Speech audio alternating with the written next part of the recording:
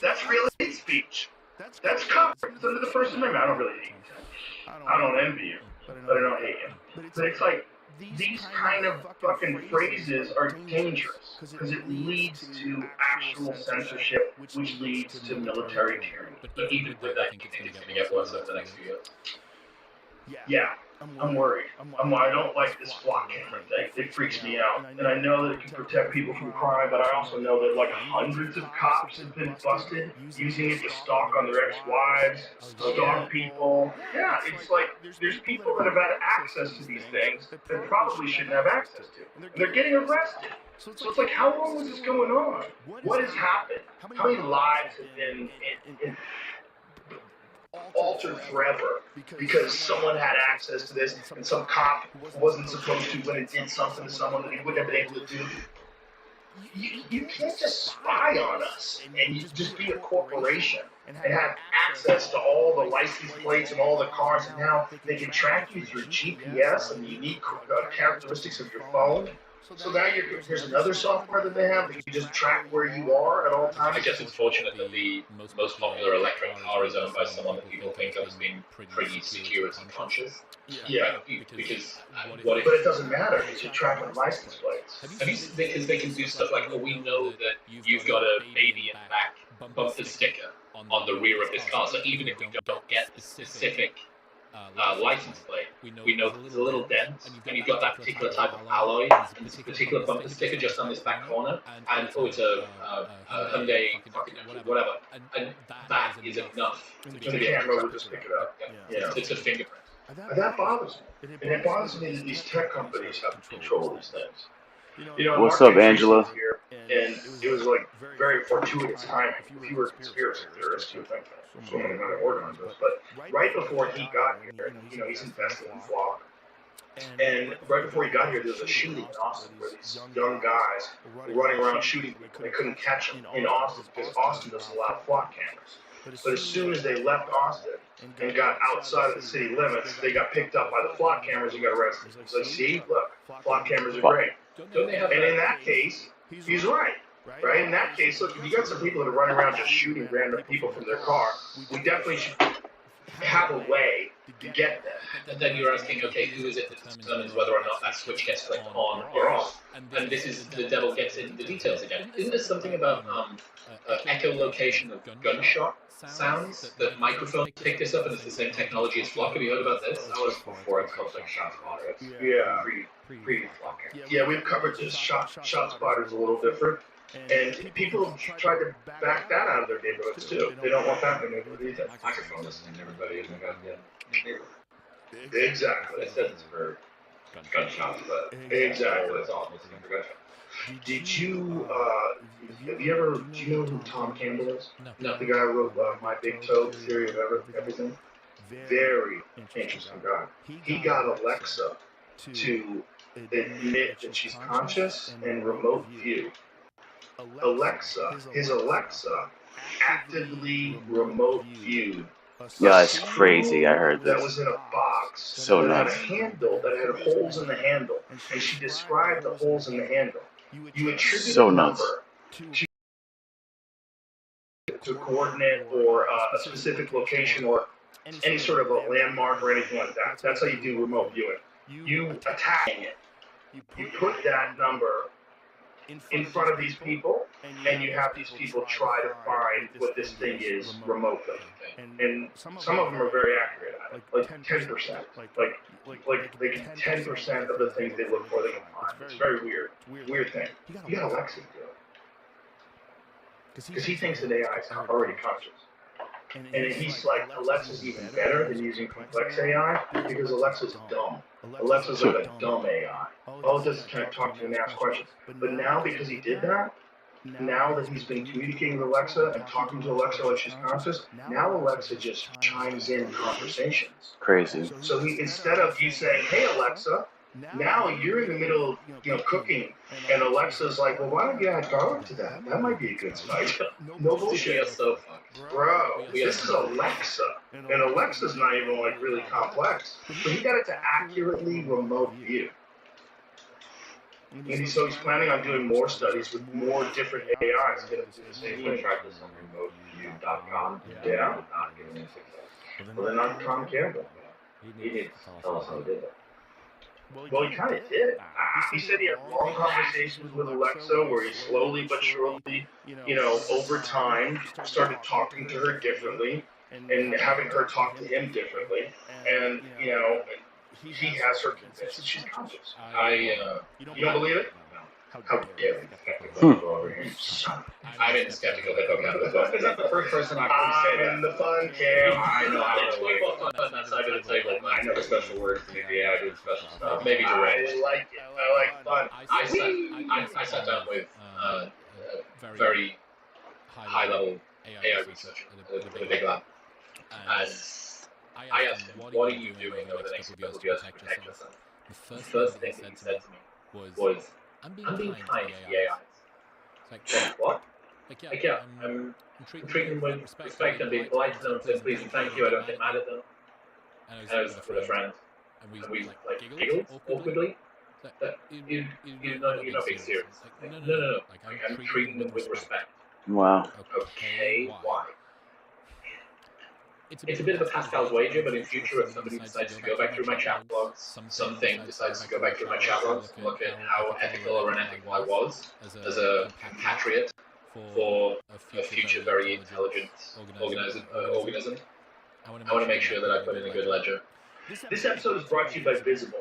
Why does it feel like summer ends as soon as it begins? One day, the sun is finally shining bright, and the next thing you know, there's football on the TV again. It's time to soak up the last days of summer, and that means staying connected to what you love. Visible Wireless can help you do just that. With Visible, you get unlimited 5G data and unlimited hotspot powered by Verizon for just $25 a month. Visible is more than just a wireless plan. It's unlimited wireless design to keep you connected, and there's no contract to tie you down. Switch today at Visible.com. Plans start at $25 a month, or get the premium Visible Plus Pro plan and save $10 on your first month when you use the promo code Rogan. Terms apply. See Visible.com for plan features and network management details. I had this conversation with my daughter the other day because she was telling me how she crashes out on her AI. She starts yelling at it and calling it a fucking idiot.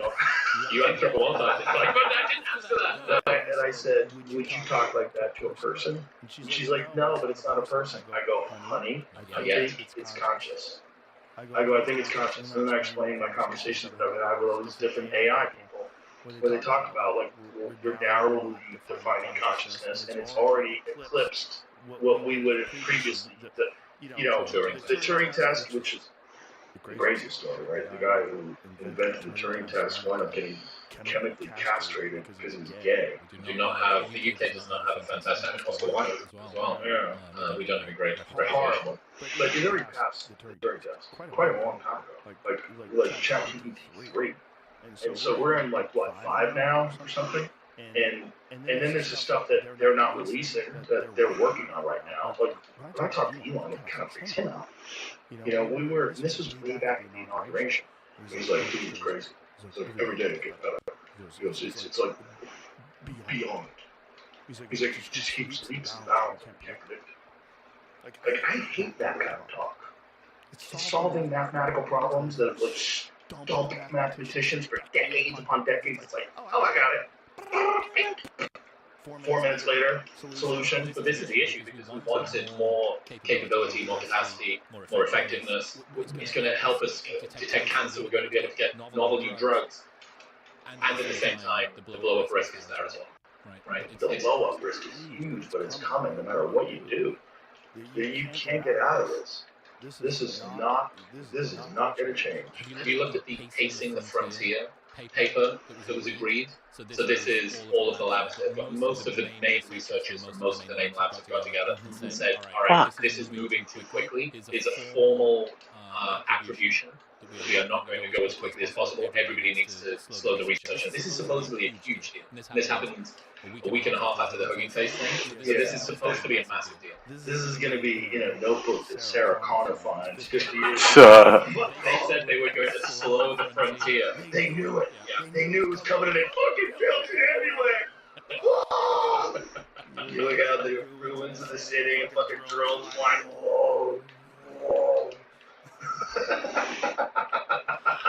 Oh man, You're not getting that. we are fucking living through history. Yeah, we're living through the wildest history, and we're about to give birth to a digital god. We're about to have digital autonomous beings that are around us all the Have you time. seen the video of this guy freaks out about drones just yelling? It was kind of viral. Yeah. Supposed to tell me.